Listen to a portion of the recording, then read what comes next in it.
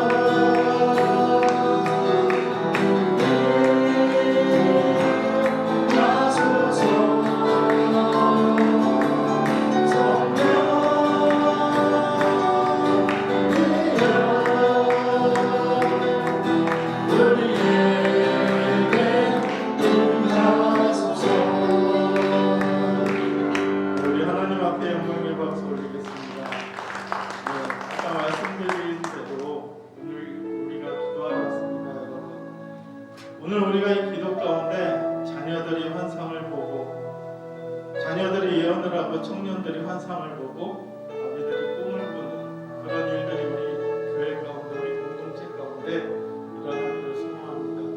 우리 각자 마음 가운데 꿈꾸는 산지가 있어요. 오늘 우리가 하나님 앞에 그 산지를 구해야겠습니다.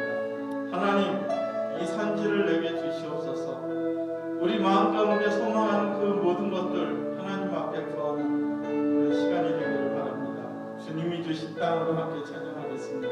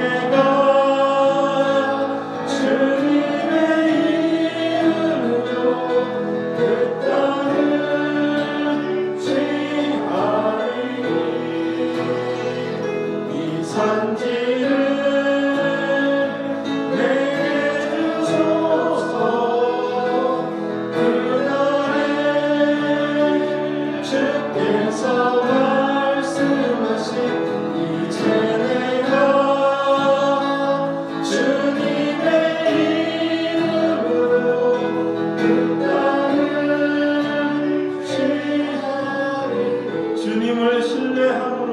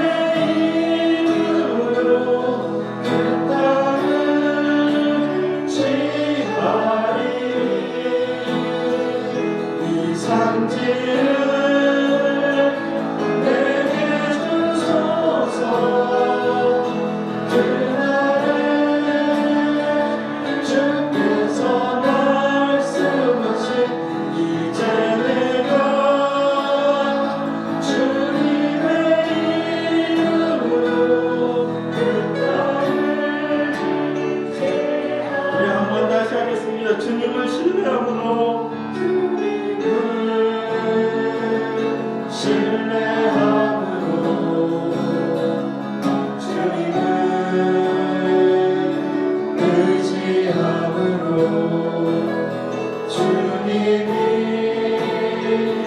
주시는 담대함으로 큰 소리 외치며 나아가네. 이 산지를 내게 주소서. 내게 주소서. 그날에 주께서 말씀하신 이제 내가 주님의 이름으로 그 땅을 취하리니.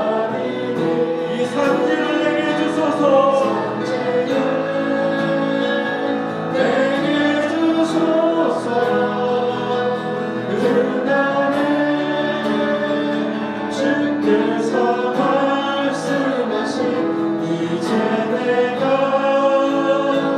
주님의 이름으로 그 땅을 취하리니. 이 시간 우리 간절한 마음으로 조용한 기도로 나의 마음이 열리기를 소망하며 조용한 기도로 우리 예배에 임하겠습니다.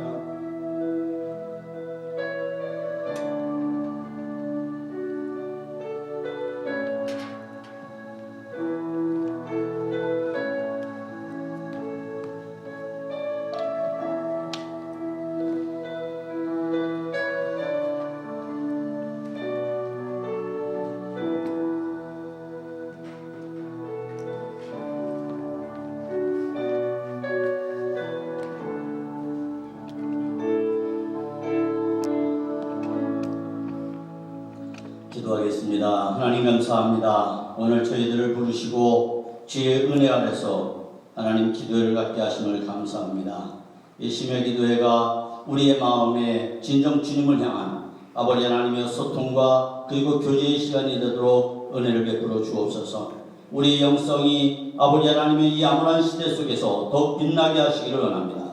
그래서 깊은 영성으로 하나님 앞에 응답하며 나아가게 도와주시고 주님의 은혜를 구하게 하시며 하나님 역사하시는 하나님의 거룩한 성령의 역사가 우리를 아버지 하나님 잠자는 영혼에서 깨워주시고 하나님이 우리 입술을 열어 주님께 찬양하며 기도할 수 있게 하시며 말씀을 아버지 하나님 뚜렷이 아버지 하나님 우리의 두 귀와 마음으로 들을 수 있는 그리고 주님을 바라볼 수 있는 영적인 눈이 우리 안에 열려지도록 축복해 주옵소서. 이 시간도 아버지 하나님의 귀한 말씀 우리가 함께 나누기를 원합니다. 주여 하나님께서 함께 해주시고 성령의 지각으로 우리 영을 밝게 하옵소서. 예수님의 이름으로 간절히 기도하옵나이다. 아멘. 말씀 보겠습니다. 사사기 4장입니다. 사사기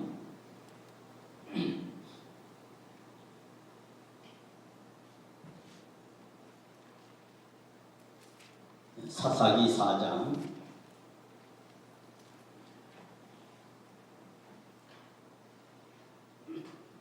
1절에서 10절까지 교독하겠습니다. 1절에서 10절입니다. 제가 먼저 공독하겠습니다. 에훗이 죽으니 이스라엘 자손이 또 여호와의 목전에 악을 행하며 여호와께서 하솔에서 통치하는 가나안 왕 야빈의 손에 그들을 패셨으니 그의 군대 장관은 하루세포함에 거주하는 야빈 왕은 철 병거 900대가 있어 20년 동안 이스라엘 자손을 심히 학대했으므로 이스라엘 자손이 여호와께 부르짖었더라. 그때 라비도 세안의 여선지자 드보라가 이스라엘의 사사가 되었는데 그는 에브라임 산지 라마와 베델 사이 두보라의 종려나무 아래 거주하였고 이스라엘 자손은 그에게 나아가 재판을 받더라. 드보라가 사람을 보내어 아비노함의 아들 바락을 납달리 데데스에서 불렀다가 그에게 이르되 이스라엘의 하나님 여호와께서 이같이 명령하지 아니하셨느냐. 나는 납달리 자손과 스불론 자손 많은 것으로 갚았사옵니다. 천천히 같이 호흡 맞춰서 읽으면 좋을 것 같아요. 내가 야빈의 군대장관 시스라와 그의 병거들과 그의 무리를 기손강으로 이끌어 내게 이르게 하고 그를 내 손에 넘겨주리라 하셨느니라. 바락이 그에게 이르되 만일 당신이 나와 함께 가면 내가 가려니와 만일 당신이 나와 함께 가지 아니하면 나도 같이 아니하겠노라. 이르되 내가 반드시 너와 함께 가리라. 그러나 네가 이번에 가는 길에서는 영광을 얻지 못하리니 이는 여호와께서 시스라의 여인의 손에 파실 것임이니라 하고 두보라가 일어나 바락과 함께 게데스로 가니라. 바락이 스불론과 납달리를 게데스로 부르니 만 명이 그를 따라 올라가고 두보라도 그와 함께 올라갑니다. 아멘. 아멘. 할렐루야. 예, 찬양하겠습니다. 위대하고 강하신 주님. 우리 박수하면서 찬양하겠습니다. 위대하신 하나님을 찬양합시다. 위대하고 강하신 주님, 우리 주 하나님. 아멘. 위대하고 강하신 주님, 우리 주 하나님. 깃발을 높이 들고 흔들며 왕께 찬양해. 위대하고 강하신 주님, 우리 주 하나님. 위대하고 강하신 주님, 우리 주 하나님. 위대하고 강하신 너희 주 하나님, 너희의 주 하나님. 위대하고 강하신 주님, 너희 주 하나님. 깃발을 높이 들고 흔들며 왕께 찬양해. 위대하고 강하신 주님, 너희 주 하나님. 위대하고 강하신 주님, 너희 주 하나님. 위대하고 강하신 나의 주 하나님, 나의 주 하나님. 위대하고 강하신 주님, 나의 주 하나님. 깃발을 높이 들고 흔들며 왕께 찬양해. 할렐루야. 위대하고 강하신 주님, 나의 주 하나님. 위대하고 강하신 주님, 나의 주 하나님 한번 더 합니다. 위대하고 강하신 주님, 나의 주 하나님. 아멘. 위대하고 강하신 주님, 나의 주 하나님.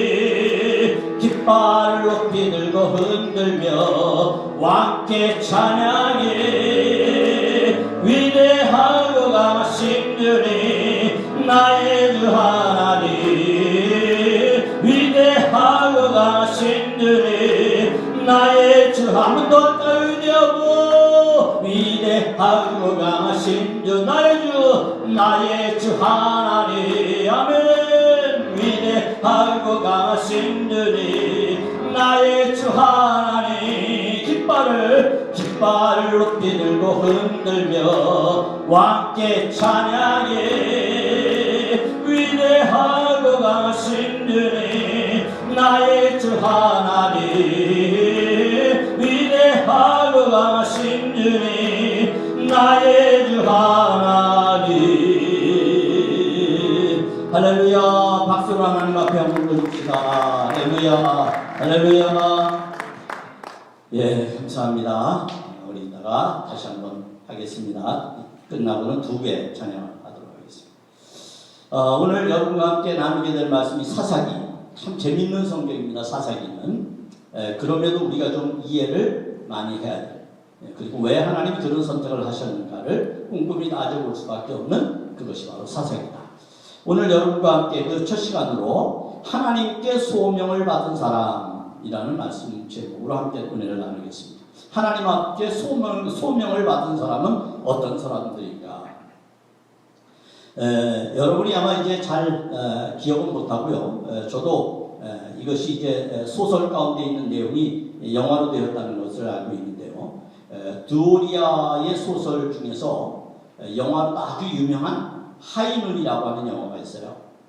소위 백주의 결투라고 부제가 붙었는데요. 주인공이 보안관이 있는데요. 이제 그 마을에 아주 무질서한 사람들이 등장합니다. 악당들이죠, 한마디로 말하면.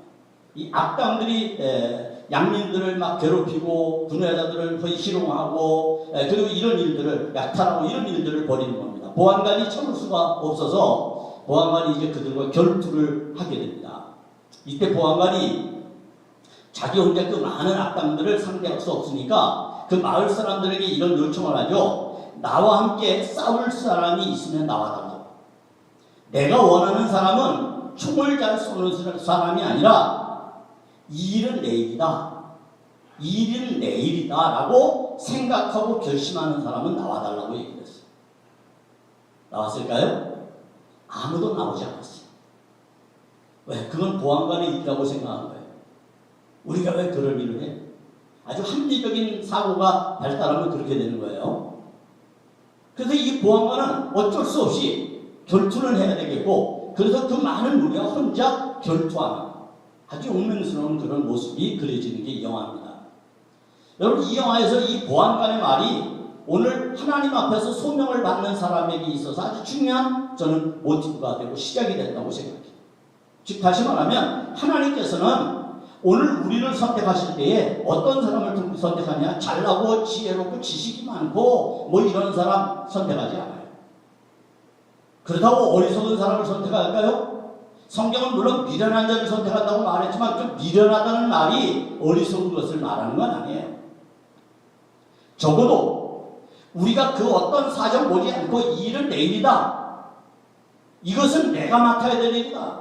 이것은 내가 해야 될 일이다. 라고 하는 그러한 결심을 가진 사람들을 하나님은 선택하신다는 겁니다. 아멘. 할렐루야. 하나님은 그런 사람을 선택하십니다. 여러분의 마음이 늘 하나님 앞에서 하나님 내가 주의 일을 하기를 원합니다. 주의 일을 내가 아주 하는 열정을 가지고 주의 일을 하기를 원합니다. 라고 하는 간절한 마음들이 있으면 하나님은 반드시 여러분을 쓰신다는 거예요. 그게 이제 소위 우리가 성경에서 말하는 소명입니다. 소명. 이 소명을 영어로 콜링이라고 말하는데 이 콜링은요 소위 하나님 앞에 부름을 받는 거예요. 부르심을 받는다는 뜻이에요. 근데 여러분이 이제 예를 들어 직장에 들어갈 때 이력서를 내고 그리고 시험을 보고 뭘 받아요? 합격을 받고 부름을 받죠. 그래서 이 콜링은 직업이라는 뜻을 가지고 있기도 해요. 직업. 사명 없이 직업 충성할 수 있나요? 못하죠. 그렇기 때문에 그것과 같은 의미를 갖는다고도 얘기할 수가 있습니다. 아무튼 중요한 것은 이 일은 나의 일이다. 이런 태도가 우리에게 중요하다는 거예요. 하나님께서 여러분을 부르실 때에 반드시 여러분은 이런 하나님의 부르심 앞에서 이 일은 내가 해야 될 일입니다. 라고 하는 결심을 했을 것이라고 생각합니다. 그래서 하나님 앞에 나온 것이죠. 주의 복음을 전하는 일, 남을 섬기는 일, 헌신하는 일, 봉사하는 일, 이런 모든 일들을 위해 하나님이 여러분을 선택하신 줄 믿습니다. 그게 우리가 해야 될 작지만 매우 소중한 가치가 있는 하나님 앞에서의 소명의 의식이라는 거예요. 이 소명의 의식 없이 살아가는 사람들은 사실은 목적 없이 살아가는 사람과 똑같고요. 오늘 그런 의미에 있어서 오늘 우리에게 하나의 여인이 등장하는데요. 이 여인은 두보라라는 여인입니다. 이 여인을 통해서 우리는 하나님 앞에 어떻게 소명을 받는지를 배울 수 있게 됩니다. 자, 두보라는 언제 활동하던 여인이었을까요? BC 1225년. 그러니까 한참 멀죠? BC 1225년이니까 지금 2020년이니까 한 3050년 정도. 3050년 전에 살던 사람이에요. 여러분, 그 시대는 더군다나 남성이 지배하는 그런 시대였어요. 우리는 여기서 굉장히 희망적인 걸 봅니다. 뭐냐면 하나님은 하나님의 사람을 선택하실 때에 성을 구분하지 않는다는 거예요. 하나님이 부르실 때에 하나님은 성을 따져서 부르지 않아요. 남성이냐 여성이냐 이걸 따져서 부르지 않는다는 거예요. 성경은 어떻게 보면 남성 중심에서 쓰여진 책이지만 그런데 놀랍게도 성경 안에는 이런 여성들의 위대한 점들이 잘 드러나고 있다는 것도 사실은 굉장히 희망적입니다. 그런 의미에 있어서 이 사사시대에는 소위 이스라엘 백성들에게 있어서 사사시대가 왜 필요했냐면 하나님 이름으로 사는 거예요. 가나안 땅에서. 특별히 어떤 왕을 세우고 하지 않아요. 왕을 세우고 하는 것은 세상 이방 나라죠. 이방 나라들은 다 왕이 있었어요. 그런데 하나님의 백성들은 왕이 누구냐? 바로 하나님이시고. 그렇기 때문에 이스라엘에 전능하시고 지존하시는 하나님은 여호와 하나님밖에 없는 거예요. 그게 왕이에요. 우리가 예수 그리스도를 만왕의 왕이라고 하는 것도 우리의 영적인 고백 속에서 그분은 우리의 왕이에요. 우리의 통치자란 말이야, 한마디로 말. 우리의 주권자 이렇게 얘기할 수 있는 거죠. 그러니까 민주주의 시대의 대통령 제약은 틀린 겁니다. 왕정 시대의 왕의 제도라고 하는 것은 모든 주권을 가진 사람을 말하기 때문에. 그래서 오늘 이러한 왕정 시대가 아닌 사사 시대를 살아간다고 하는 것은 사실은 매우 어려운 거예요. 왜 사람들이 지도자를 자꾸 원하느냐 하면 사람이라는 게 굉장히 자유분방하고 개성이 뚜렷하고 다 다르잖아요. 그런 사람들이 살아가면서 사실은 마음을 하나로 모으고 뜻을 모으고 어떤 정책을 편다고 하는 거 이거 정말 어려운 겁니다. 그래서 일정 부분 우리가 해야 될 결정을 맡기는 거죠. 맡겨서 대신하게 할 사람이 필요한 거예요. 그게 소위 말하면 민주주의 시대에서는 지도자를 뽑는 거예요. 지도자. 자, 그런데 오늘 이 사사시대는 그런 시대가 아니었어요. 그 시대에 누구든지 영성으로 깨어있는 사람, 하나님 앞에 부름을 받는 사람이 그 시대의 영적 지도력을 받는 사람이었어요. 근데 어느 날 여기 이제 5절에 보면 종려나무가 있죠. 종려나무 아래에 있던 이 두보라가 하나님의 부르심을 받습니다. 하나님께서 그에게 찾아온 거예요. 하나님의 영이 그의 마음을 감동시키는 거예요. 여기 1절에 이렇게 시작하죠. 1절에 에훗이 죽으니, 자, 사사 에훗이 죽어요.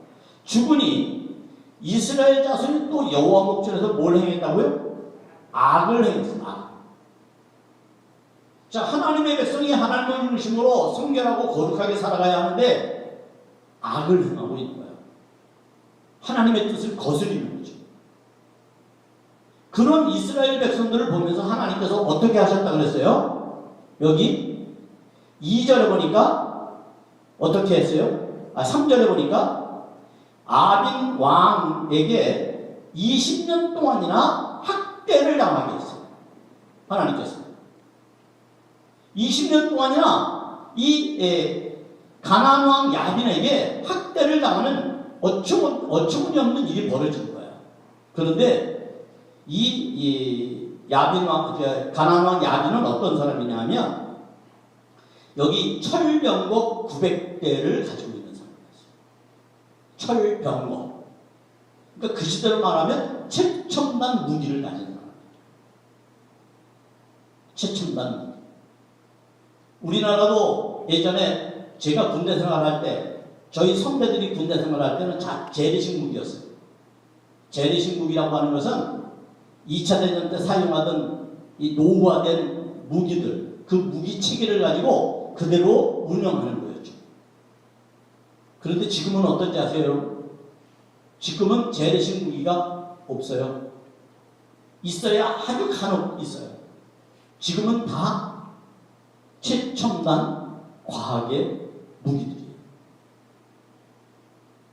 달라지는 환경은 어떤 거냐면 재래식 무기는 사람이 많아야지 운용을 할 수 있어요. 그때는 군대를 많이 보낼 수밖에 없어요. 그런데 최첨단 과학의 무기들을 가지고 있다면 사람이 많이 필요하잖아요. 왜? 전부 컴퓨터가 하고 기계가 하기 때문에. 그게 달라진 환경이에요. 그런데 우리의 생각은 언제나 늘 과거에 있죠. 그렇죠? 내가 살던 환경이 있죠. 그러니까 난리 부리는 거예요. 숫자, 군대가 죽으면 어떻게 되나 하고 말이죠. 물론 기본적으로 군대를 움직여야 될 인원은 분명히 필요해요. 그런데 여러분 한번 생각해 보세요. 기술을 가르쳤어요. 어떤 기계, 어떤 무기를 움직이는 기술을 가르쳤어요.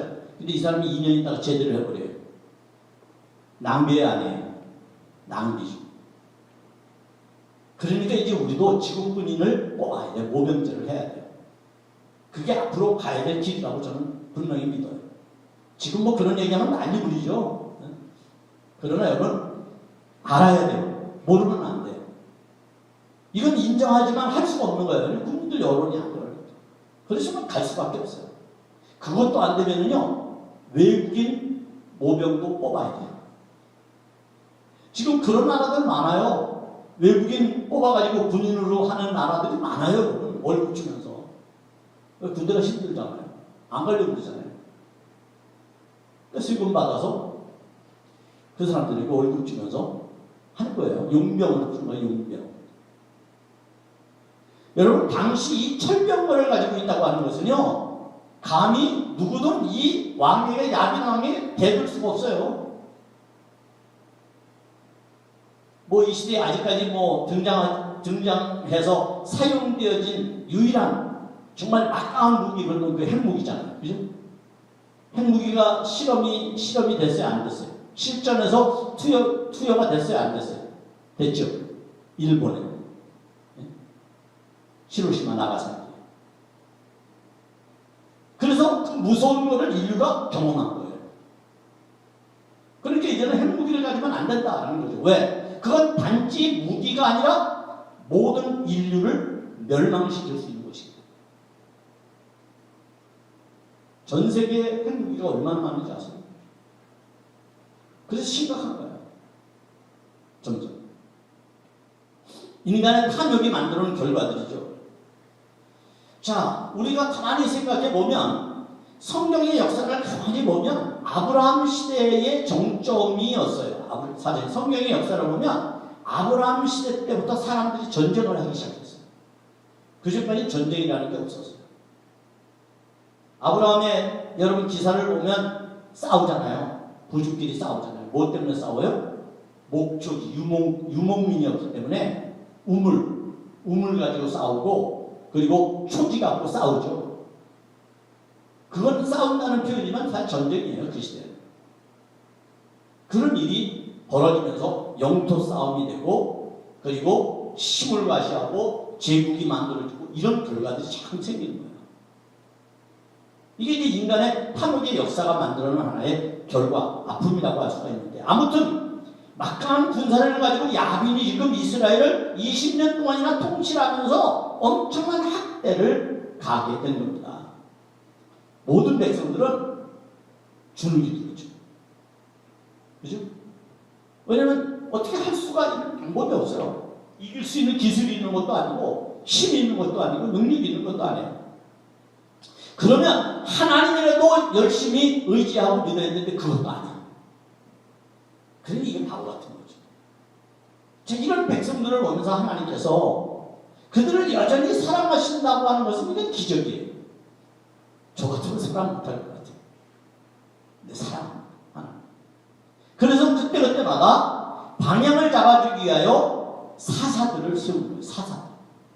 사사들을 통해서 주눅이 들고 생명의 위협을 받고 고통과 신분 속에 있는 자기 백성들을 구원해 내시는 하나님의 역사가 기록된 게 사사기예요. 그런데 오늘 본문에 등장하는 주인공은 여성이었다는 거예요. 최초의 여성 사사가 등장하는 겁니다. 남자도 아니에요. 여자예요. 근데 그 여성 사사가 하나님 앞에 부름을 받고 지금 이 철병거 900대를 가진 야빈왕, 그리고 그의 군대 지도자, 군대 뭐 장군이라고 얘기할 수 있겠죠. 군대 장군하고 시스라라고 하는 군대 장군하고 지금 싸움을 해요. 누가 해요? 하나님께서 명령을 내리신 거예요. 자, 이것이 이제 오늘 사사기 1장부터 4장 1절부터 나오는 그런 내용의 그런 한 축이라고 얘기할 수가 있습니다. 여러분, 하나님께서는 이스라엘 백성들에게 당신의 전능하심을 늘 보여주셨어요. 가나안을 거쳐서 이제 광야를 거쳐서 가나안 땅에 들어와서 지금 가나안에 정착하고 사는 거 아닙니까? 가나안에 지금 가나안에 들어와서 정착하고 사는 거예요. 자, 이런 삶에서도 여전히 하나님은 이스라엘을 사랑하셨다는 거예요. 그러면 오늘 이와 같이 두보라를 하나님께서 쓰실 때 하나님은 두보라는 그 하나님의 말씀에 어떻게 순종했는가, 이것을 우리가 살펴볼 필요가 있어요. 우선 첫째, 자, 하나님께서 이 두보라가 종려나무에서 이제 그 활동을 해요. 그런데 당시 사사들은 뭐를 했냐면 백성들의 민원을 처리했어요. 민원, 소위 말하면 재판을 하고요. 그리고 그들의 아픔과 사정들을 듣고요. 문제를 해결하고 이런 일들을 했어요. 소위 말하면. 자, 그것이 이제 사사들이 하는 역할이었어요. 이 종려나무라고 하는 것은 성경에 보면 이것뿐만 아니라 사사들이 활동할 때에 여러 장소들이 나와요. 나무들이 나와요. 그런 것들은 뭘 말하냐면 신탁의 장소를 말해요. 신탁이라고 하는 것은 하나님의 부르심, 하나님의 우리에게 사명을 맡기시는 그러한 특별한 장소. 그런 장소들이 종려나무와 같은 이런 것들. 또 어떻게 보면 성문, 이런 것도 될 수 있어요. 성문. 이런 데는 사람들이 많이 왕래해요. 더운 나라니까 종려나무 그늘에서 사람들 쉬잖아요. 그럴 때 그들에게 가서 하나님의 말씀도 전하고 그리고 그들의 문제도 해결하고 이렇게 하는 일들이 사사들이 하는 거였는데, 하나님께서 그런 두보라에게 명령을 내리는 거예요. 전투적인 명령을 내리는 거예요. 이게 하나님의 명령을 두보라가 들은 겁니다. 이 명령을 들은 겁니다, 여러분. 자, 6절 하반절 볼까요? 6절 보겠습니다. 자, 6절 하반절 이스라엘부터 한번 읽어볼까요? 시작. 이스라엘의 하나님 여호와께서 이같이 명령하지 아니하셨느냐. 아멘. 뭐 했다고요? 명령했다. 명령. 하나님께서 명령했다는 것은 절대적으로 그 하나님의 명령에 응답해야 됨을 이야기해 준 거예요. 변명할 수가 없어요. 도망칠 수가 없어요. 자, 비록 여인이지만 하나님께서는 이 두보라에게 하나님이 명령을 내리십니다. 무슨 명령을 내리셨느냐? 여기 이렇게 계속해서 말합니다. 너는 납달리 자손과 스불론 자손 10,000명을 거느리고 다볼산으로 가라. 다볼산 많이 들어봤죠? 다볼산. 그곳으로 가라. 왜? 이유가 뭐냐? 7절에서 얘기하죠. 7절. 그거는 이제 두 번째 우리가 한번 생각해 보자고요. 자, 첫 번째 하나님의 명령을 듣는 것, 이것이 중요해요. 하나님의 명령은 뭐 같은 거예요? 하나님의 뜻과 같은 거예요. 하나님의 말씀이에요. 하나님의 음성이에요. 이걸 듣는 것이 우리에게 필요해요. 여러분, 어려운 시대에 살던 평범한 여인, 그가 하나님의 부름을 받았다라고 하는 것은 사실은 힘이 떨리지 않을 수 없는 마음이에요. 우리가 이제 성탄절이 가까이 옵니다만 여러분이 아는 것처럼 예수님의 어머니 마리아가 처녀로서 예수를 성령으로 입회를 하죠. 그가 얼마나 두렵고 떨렸다고 했어요. 무서운 거예요. 자기 안에 나타나고 있는 이런 현상들이 감당하기조차 어려운 일들인 거예요. 감당하기조차. 그런데 그것을 멋지게 감당하는 사람들, 그런 사람들이 지도자입니다. 그게 남녀를 막론하고 하나님께서 사용하시는 하나님의 사용의 방법이었다는 거예요. 왜? 그래야 하나님의 지존하심이 드러날 수 있으니까 말이죠. 자, 아무튼 하나님께서 두보라를 부르십니다. 누구든 하나님의 음성을 들어야 하나님께 쓰임받을 수 있는 거죠. 하나님이 그 마음에 감동을 주고 하나님께서 그를 부르시지 않으면 어떻게 쓸 수가 있겠어요? 우리가 이제 앞으로 당회를 앞두고 있습니다만 우리가 하나님 앞에 내년에 일꾼들을 세우는 데 있어서 우리 임의대로 한다? 이것은 우리가 벌써 우리 안에 악함과 죄가 있다는 거예요. 하나님의 부르심에 순종. 그러기에 우리는 지금부터 기도해야 돼요. 지금. 내가 하나님 앞에 일하고 싶은 사람이 있다면 하나님이 내 마음을 감동시켜줄 때까지 기다려야 돼요. 그게 필요한 거예요. 그런 자세들이 아니면 우리가 반드시 하나님의 일을 감당하기가 어려운 거예요. 하나님께서 이스라엘 백성들에게 자, 이 일을 할 사람 나와봐라. 보안관처럼 말이죠. 그렇게 말씀하시잖아요. 너가 나와야 돼. 여러분 혹시 뭐 그런 거 아시나 모르겠어요. 우리가 어떤 위협을 당하고 어려움을 당했을 때 이제 밖에서 세상에서 살 때 말이죠. 그때 여러분이 도움을 요청하는 방법에 아주 가장 확실한 방법이 하나 있어요. 그건 바로 뭐냐면 꼭 짚어서 얘기해 주는 거예요. 아, 나 좀 살려주세요. 나 좀 더 이러면 도와주시지 않아요. 왜냐면 사람들의 심리는 군중심리라는 게 있거든요. 군중심리. 아, 내가 아니어도 누가 하겠지. 이런 생각이 있어요. 그때 분명하게 얘기를 해야죠. 빨간 옷 입은 아줌마 나 도와줘. 이렇게. 저 하얀 잠바 입은 아저씨 나를 도와주세요. 이렇게 얘기를 해야지 그 사람이 움직인다는 거야. 이건 이미 연구가 된 거예요. 심리학에서. 연구가 된 결과예요. 하나님께서 동일한 방법으로 사용하셔요. 너가 일을 하라고 하나님은 뽑아내시는 거예요. 그게 하나님이에요. 자, 하나님이 부르는 자 일할 사람 이렇게 말하지 않아. 너가 해야 돼. 앞에서 우리가 어떤 이 오드리아 소설에서 보았던 것처럼 보안관이 나를 도와줄 수 있는 사람은 총재할 수 없는 사람이 아니라 이 일은 내 일이다 라고 하는 사람이 나를 도와달라는 거예요. 그게 중요한 거예요. 하나님. 제자들을 부르실 때도 그렇게 하셨어요. 너는 나를 따라. 어떤 사람은 자기가 따르고 싶어서 예수님 나 따르겠습니다. 아니야. 넌 따라오지 마. 성경에 진짜 나오는 얘기예요. 주권 되시는 하나님이 부르셔야 되는 거예요. 여러분은 모두 하나님께서 부르심 받은 사람들이에요. 아멘? 우리가 이 믿음 가지고 있어야 돼요. 그게 예수 믿는 사람의 자존심이에요. 하나님이 나를 불렀다는 거예요. 나는 힘도 없어, 능력도 없어, 아무것도 없어. 그런데 하나님이 나를 불렀다. 이 프라이드가 얼마나 대단합니까, 여러분? 전능하신 하나님이 나를 불렀다는데 이걸 잃어버리는 순간 우리는 자존감이 완전히 무너지는 거예요. 예수 믿는 사람. 세상에 나가서도 리더십 발휘하지 못하고 그냥 주눅들어 사는 거예요.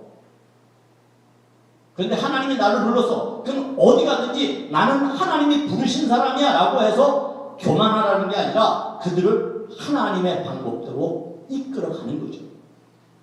그것이 필요한 겁니다.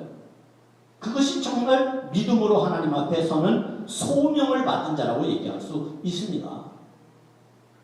보십시오. 지금 이 말도 안 되는 어떻게 보면 이 야빈이라고 하는 왕의 철권 통치에 주눅들어 살아가고 있는 모든 사람들, 남자도 아니에요. 여자예요.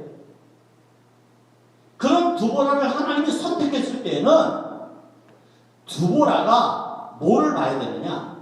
오직 하나님만 봐야 된다. 하나님만 봐요.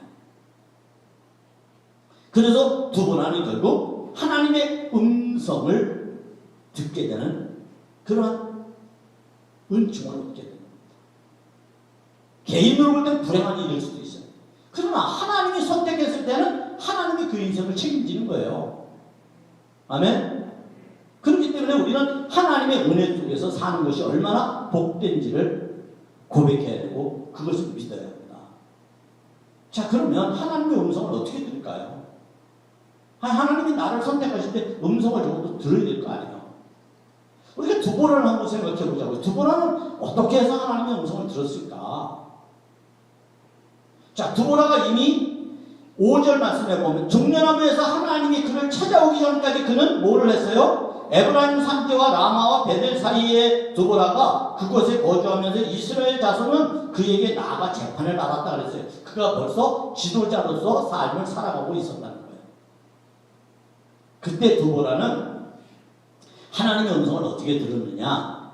자, 성경에 보면 여러 가지 오늘 분명하게 하나님의 말씀을 이렇게 들었다 이런 얘기는 없어요. 성경을 아무리 여러분이 온눈식으로 찾아봐도 없어요. 그런데 우리가 성경 전체로 놓고 볼 때에는 하나님의 음성을 듣는 우리의 태도에 대해서 우리는 어느 정도 알 수가 있어요. 그것 바로 뭐냐면 우리의 영성이 깨어 있어야 된다는 거예요.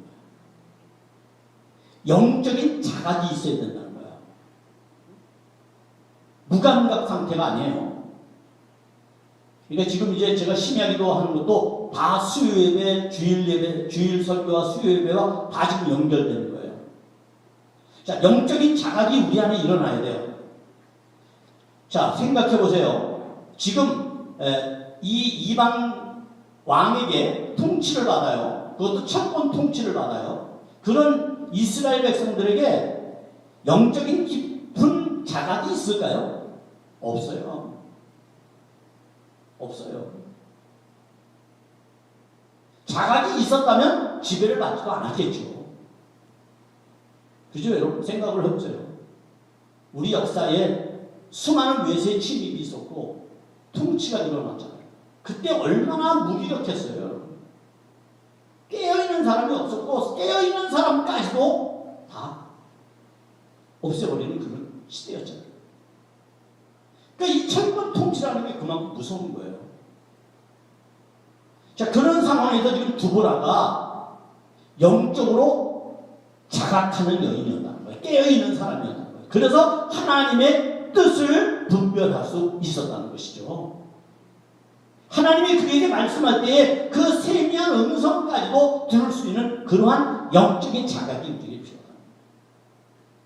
이 시대가 코로나 때문에 예배를 드릴 수도 없고 자꾸만 우리 피상성을 가져요. 근데요, 여러분, 저는 우리 기독교 영성이 조금은 이제 이 미안한 얘기입니다만 좀 배울 건 좀 배워야 돼요. 다른 우리 기독교를 파생시킨 그러한 다른 그 교단이나 교파에 우리가 조금 좀 영성을 배울 필요가 있어요.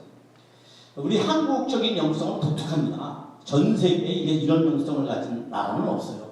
우리나라의 영성이라고 하는 것은 굉장히 이 한이라고 하는 고유한 우리 민족 정서, 민족 정서의 어떤 그런 의존한 그러한 영성이 우리 한국 사람이 갖는 영성이에요. 그래서 우리는 굉장히 다이나믹하고 열정적이에요. 한국 사람들. 그게 이제 기도로 표현된 게 뭐냐면 통성기도예요. 외국에 통성기도라는 게 없어요. 근데 우리는 통성기도 하거든요. 이 통성기도라고 하는 게 장단점이 있어요. 어떤 장단점이 있냐면 기도에 대한 집중력을 갖는 데 있어서는 장점일 수 있어요. 그런데요, 우리가 너무 통성기도만 즐겨 하다 보면 어떤 문제가 생기냐면 내 안에 채워지지 않는 무엇인가 존재합니다. 마치 여러분이 인생을 살아가면서 공부를 해야 될 때는 공부를 해서 지식을 쌓아야 되잖아요. 그죠? 지식만 쌓으면 안 되잖아요. 교양이라는 것도 있어야 되잖아요. 그래서 인격을 함양시켜야 되잖아요. 그죠? 그러면서 자라면서 여러분이 계속 옷도 입고 패션도 따라가고 사회적인 트렌드도 여러분이 맞추고 이러잖아요. 그런데 지식을 쌓거나 내면을 하는 이 양식을 소위 말하면 인격을 쌓는 일에는 관심이 없고 거치게 하는 거에만 관심이 있다면 그 여자를 우리가 그 여자라도 죄송합니다. 그런 사람을 우리가 되게 뭐라고 그러죠? 뭐가 비었다고 그러죠? 그죠? 그렇죠. 그렇게 뭐가 비었다고 얘기를 하는 거예요. 왜? 지성이라고 하는 건 하나도 없어. 응? 이해력도 없어. 남에 대한 이해력도 없어요. 그러니까 공부도 많이 했는데 또 아주 높은 위치에 있는데 어떤 사람은 그렇게 사는 사람들이 있어요. 반면에 내가 많이 갖지는 않았지만 아주 고결하고 가만히 있어도 정말 그 상대에게서 풍겨나오는 그런 풍미라는 게 느껴지는 그런 사람들이 있어요. 그게 소위 말하면 우리가 갖춰야 될 여러 가지 요소들이랍니다. 자, 통성기도만 막 하다 보니까 우리 내면이 통통 비어버렸어요. 어떤 사람은 이런 얘기 하더라고요. 이제 한국에 있는 두 종교 교단을 이렇게 비교해서 말합니다. 캐톨릭과 개신교를 비교합니다. 다 기독교지만 캐톨릭과 개신교는 이제 구분을 그렇게 하거든요. 자, 캐톨릭에는 통성기도 있어요, 없어요? 없어요, 원래. 근데 요즘에 또 배웠어요. 하여튼 좋은 건 다 갖다 배워요. 근데 캐톨릭에 뭐가 있느냐 하면 우리가 따라갈 수 없는 게 하나 있어요. 그게 뭔지 아세요? 침묵기도 피정과 같은 거예요. 이거는 정말 우리 개신교가 빨리 배워야 돼요. 그래서 요즘에 여러분 이제 기도원은 사양길이 됐죠. 우리나라 기도원 다 사양길이 됐어요.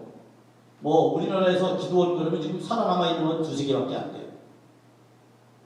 다 뭐 매각하는 데도 많고요. 뭐 간신히 교회에서 그냥 1년에 뭐 몇 억씩 들여가면서 아주 간신히 보존하는 그런 곳이 많아요. 자, 그런데 개신교에서 유일하게 살아나는 그러한 그 영성 기도처가 있어요. 그런 데가 몇 군데 있어요. 그건 전부 수도원이에요. 수도원.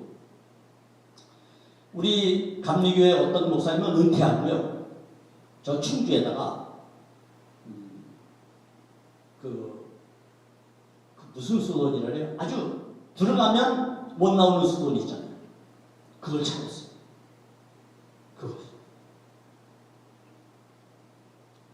그래서 그 수도원에 들어가면 못 나와요. 우리 장로님들 아마 이름을 얘기하면 알 거예요. 그 목사님은 은퇴하면서 그 결심을 한 거예요. 내가 이제 죽을 때까지 하나님 앞에 기도만 하고 살겠다. 그래서 그 교회에서, 서울에 있는 큰 교회니까 그 교회에서 돈을 많이 들여가지고 수도원을, 비초등학교를 하나 샀죠. 그리고 이제 수도원 시설로 리모델링을 해가지고 그리고 이제 수도원을 생겼는데, 개신교에서는 아마 물론 작은 수도원들이 있긴 있어요. 우리나라에서 경상도나 이런 데 가보면요. 그런데 아마 제가 볼 때는 제일 큰 수도원을 만들지 않습니까? 그런데 이제 그거 비슷한 그런 전통적인 수도원 말고 이제 어떻게 보면 피정과 같이 그런 수도원이 우리나라에 있어요. 여러 군데 있어요. 소위 말하면 우리나라에서 유명한 목사님들이 은퇴해가지고 만든 수도원들이 있어요. 이제 그분들은 영적인 사이클을 안 거예요, 먼저. 그러니까 남보다 앞서가는 거죠. 아, 이제는 일반 기도원 갖고는 안 돼. 왜? 점점 지식인들이 많아지고 사회가 도시화되고 그리고 젊은 사람들이 신앙생활을 하면서부터 통성기도라고 하는 것은 점점 줄어들기 시작했어요. 그리고 혼자 묵상하고 책 읽고 침묵하고 그리고 명상하고 기도하는 이런 것들이 점점 많아지기 시작했어요. 그래서 그런 교회들은 그런 수도원은요, 자리가 없어요. 저도 여러 번 가봤거든요. 그런데 자리가 없어요. 자리가 없어요. 사람이 꽉꽉 들어차 있어요. 거기는 전부 개인 방들로 다 돼 있어요. 호텔처럼. 그렇게 다 돼 있어요. 그럼 하루 종일 성경 읽고, 책 읽고, 그리고 기도하고. 이런 일들. 그리고 이제 묵상하는 이 둘레길 같은 걸 만들어 놔가지고요. 군데 성상 같은 걸 만들어 놓고 거기에서 이제 묵상도 하고 그렇게 하는 그런 코스들을 만들었죠. 그런 것들이 지금 한국에 많이 생겨나고 있어요. 영적 사이클이 바뀌어간다는 거예요. 이걸 알아차려야 돼요. 근데 우리는 고집이 얼마나 센지 아무 상관 그냥 오로지 내가 가는 길만 간다 이렇게 생각을 할 때가 많아요. 뭐 그래도 좋겠지만 이왕이면 다 옳지 말라고 우리가 여러 가지를 함께 할 수 있으면 좋다.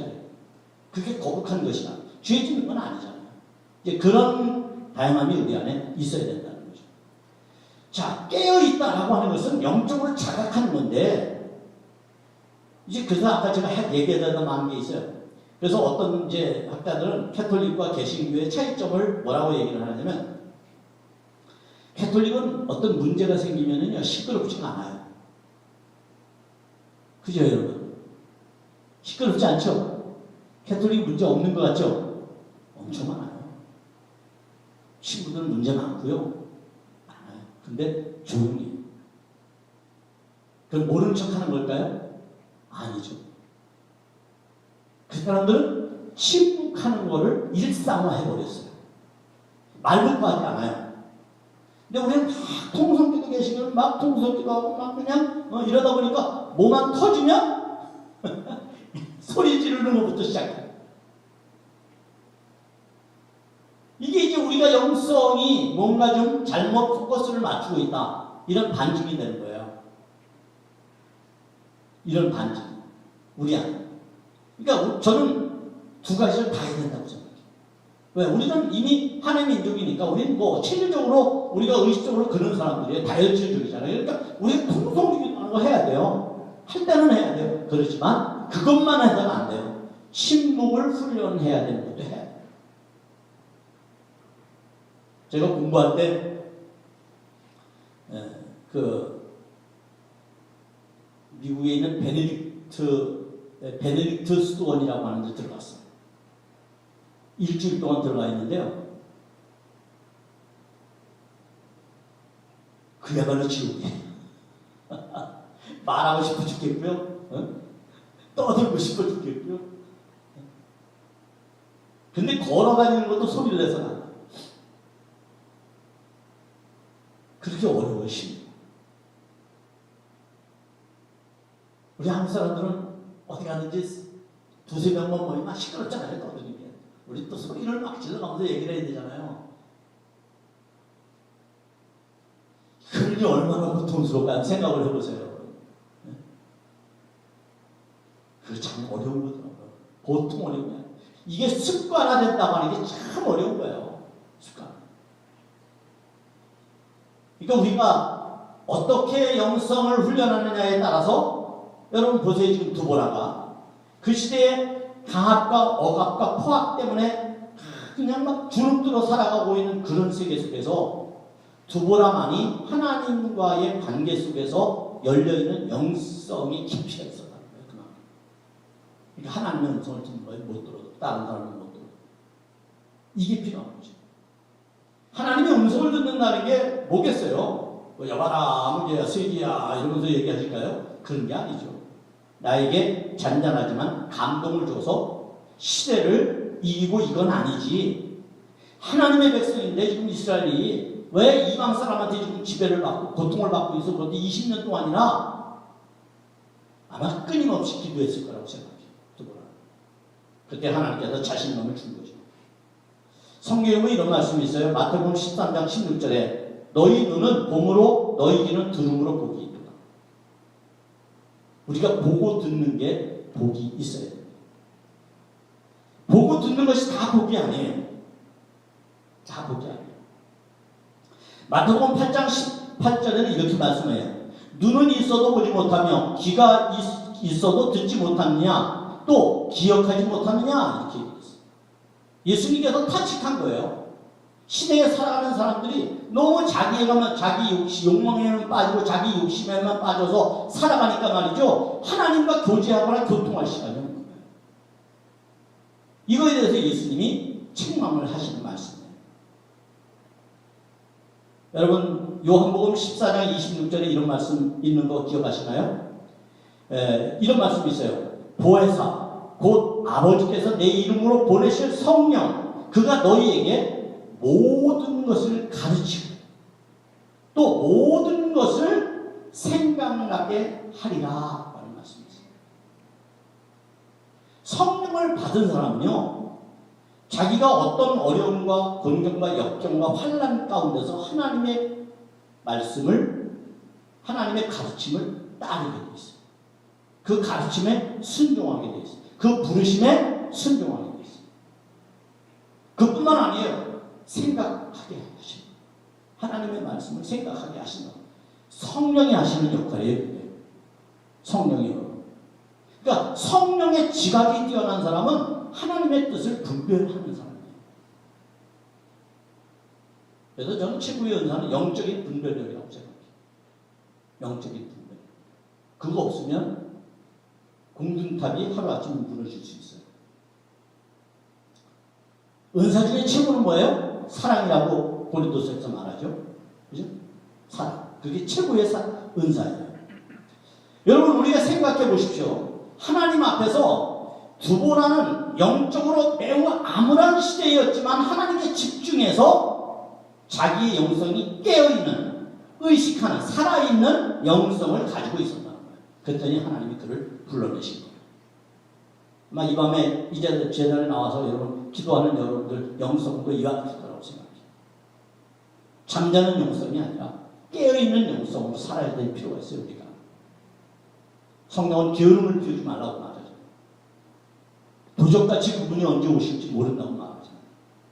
그러니까 깨어있는 자만이 하나님의 음성을 듣는 거예요. 하나님의 음성. 그게 필요해요. 두 번째는 하나님의 부르심에 두보라가 순종했어요. 7절 보세요. 같이 읽어요. 내가 야빈의 군대장관 시스라와 그의 병거들과 그의 무리를 기손강으로 이끌어 내게 이르게 하고 그를 내 손에 넘겨주리라. 이렇게 말씀했어요. 생각해 보세요. 여러분 이게 말이 됩니까? 여자의 몸인 이 두보라에게 말이죠. 왜? 하는 이야기가 하나님께서 소위 말하면 철병거 900대를 가지고 통치하는 이 야빈의 손 그리고 그것을 운영하는 그 시스라라고 하는 장군을 두보라 손에 지금 맡기겠다는 거예요. 이 기가 막힌 거 아닙니까? 이게 하나님이 하시는 일이죠. 이 말이 자기에게 들려졌을 때, 명령이 떨어졌을 때 두보라가 주저했을까요? 주저했으면 아마 이 기사는 없었을 겁니다. 그는 주저하지 않았다는 거예요. 왜요? 아까 말했잖아요. 깊은 영성으로 깨어있는 이 두보라는 하나님의 전적인 부르심에 순종하는 사람이기 때문에. 자, 두보라는 여인이지만 그는 자기 손에 맡겨진 하나님의 권능을 그는 허투루 쓰지 않았어요. 게으름으로 방치하지 않았어요. 하나님께 맡겼어요. 하나님이 해주신다고 그러니까 할 것으로 믿었어요. 이게 중요한 거예요. 믿음. 우리가 하나님의 말씀을 믿는 것보다 더 깊은 영성은 없습니다. 하나님의 말씀을 믿는 것보다 더 깊은 영성은 없습니다. 소위 이성적으로 그리고 상식적으로 저울질하지 않았다는 거예요. 두보라는 하나님의 말씀이니까 나는 그 말씀에 순종만 할 뿐이다 라고 하는 굳은 신념을 가지고 있었다는 거죠. 하나님을 신뢰했기 때문에 강한 겁니다. 소위 말씀에 아멘했던 거죠. 그러니까 아멘하는 신앙과 그렇지 않은 노멘하는 신앙하고 틀린 거예요. 아멘하는 신앙이어야 소명자가 될 수 있어요. 아멘하지 않으면 소명자가 될 수가 없어요. 사명자가 될 수 없다고 그러는 거예요. 사명을 맡은 사람은 아멘하는 사람이에요. 여러분에게 그 어떤 하나님의 말씀이 들려주든 또 부르시든 하나님 앞에 순종하는 여러분들에게 축복합니다. 마지막으로 두보라는 혼자 일하지 않았어요. 그는 동역자를 찾았어요. 동역자가 오늘 누구였어요? 우리가 아는 대로 동역자가 여기 등장을 하죠. 그는 다름 아니라 바락이라는 사람이었어요. 바락. 자, 바락을 납달리 게데스에서 불러다가 이렇게 이제 이야기를 합니다. 6절에 보면. 자, 왜 두보라는 이 바락을 불렀을까라는 거예요. 근데 여러분 보세요. 내용을 쭉 아까 우리가 읽었습니다만 바락이라는 남자가요. 이게 시원찮아.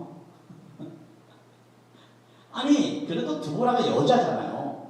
그러면 자기 파트너를 자기가 동역자를 세울 때는 좀 더 좀 강하고 담대하고 뭐 능력 이런 남자를 세워야 되잖아요. 근데 이런 비실비실한 남자가 어디 있어요? 8절 한번 같이 8절 시작. 바락이 그에게 이르되 만일 당신이 나와 함께 가면 내가 가려니와 만일 당신이 나와 함께 가지 아니하면 나도 가지 아니하겠노라.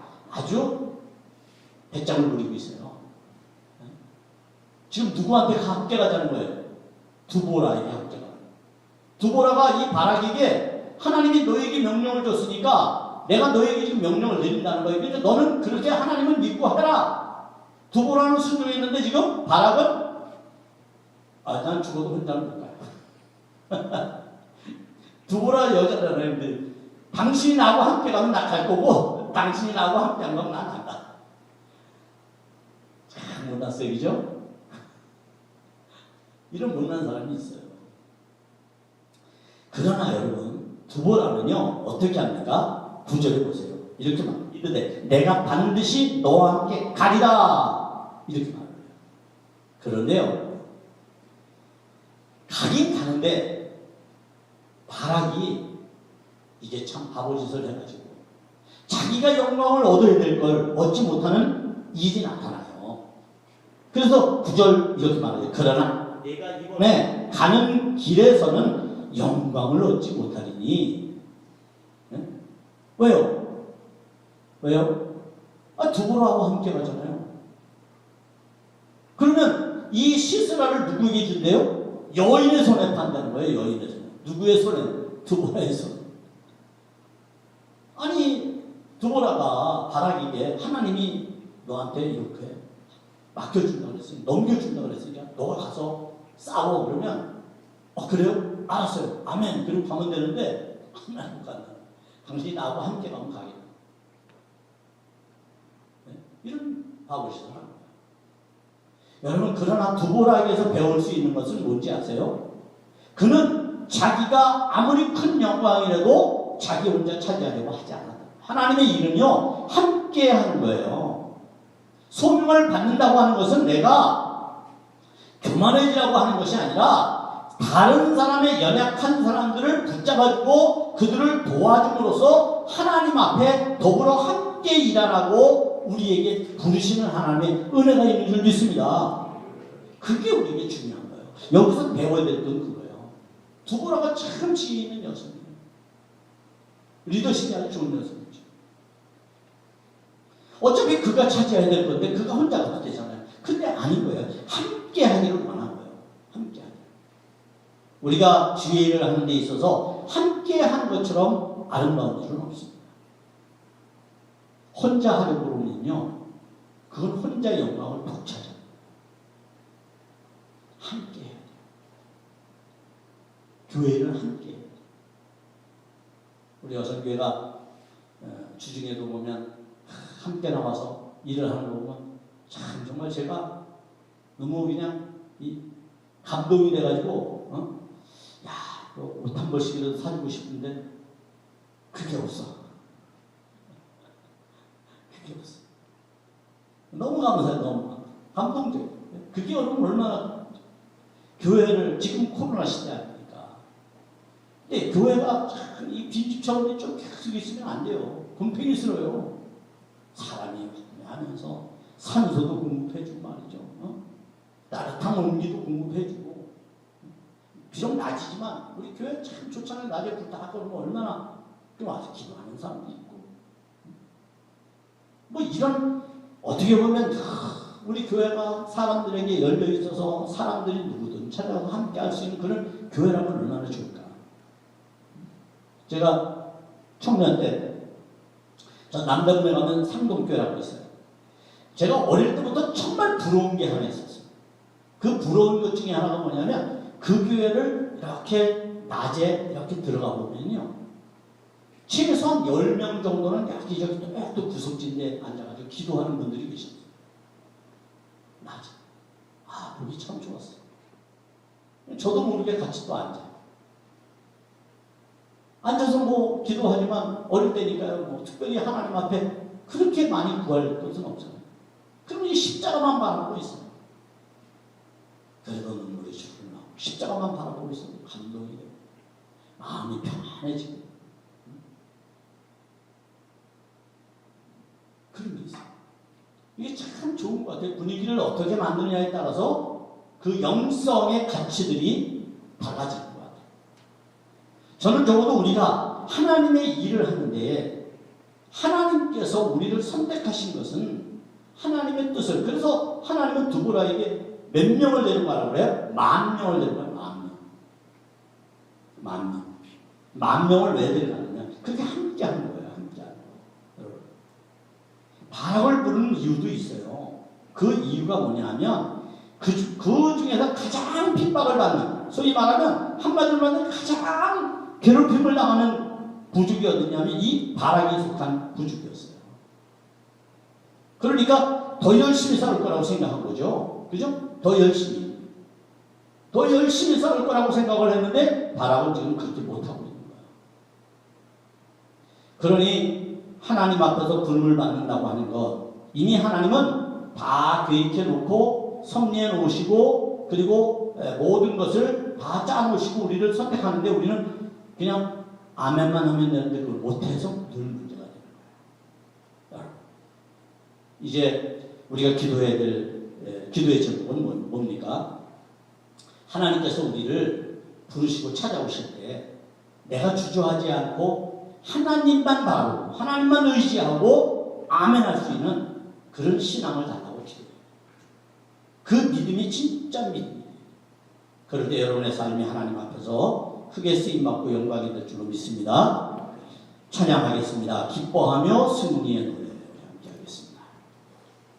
박수 치면서 우리가 찬양하게 될 텐데, 자, 우리가 이제 두보라처럼 전쟁에서 승리할 것을 생각하고 이 찬양 함께 부르도록 하겠습니다. 그리고 위대하고 강하신 분 합니다.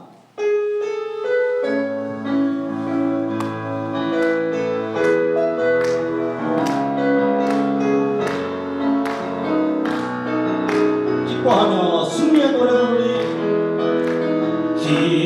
기뻐하며 승리의 노래 부르리 그 백성 주가 회복시키시네 그 사랑으로 억눌렸던 자모아 칭찬과 명성 얻게 하시니 전심으로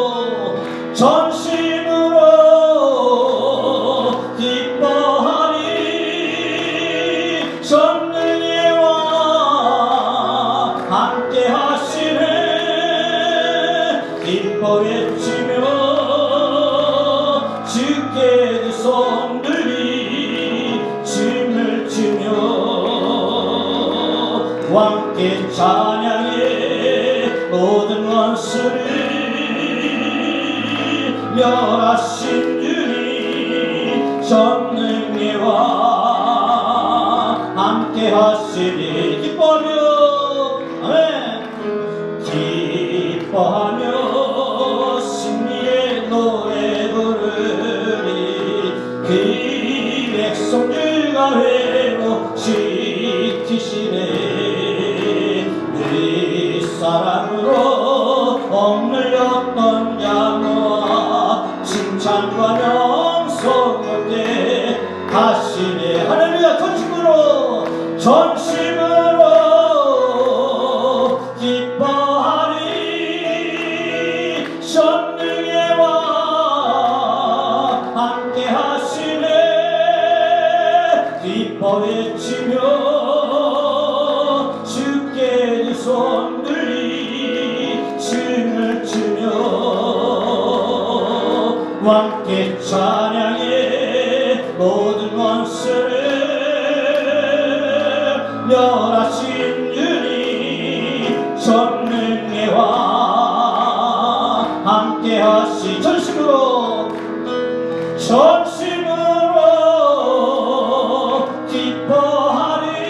기뻐하리 전능의 왕 함께 하시네 기뻐 외치며 주께 두 손 들리 춤을 추며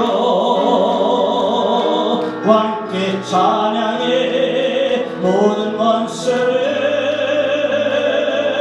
멸하신 주님 전능의 왕 함께 하시네 위대하고 강하신 주님 위대하고 강하신 주님 우리 주 하나님 위대하고 강하신 주님 우리 주 하나님 깃발을 높이 들고 흔들며 왕께 찬양해 위대하고 강하신 주님 우리 주 하나님 위대하고 강하신 주님 우리 주 하나님 위대하고 강하신 주님 너의 주 하나님 아멘 위대하고 강하신 주님 너의 주 하나님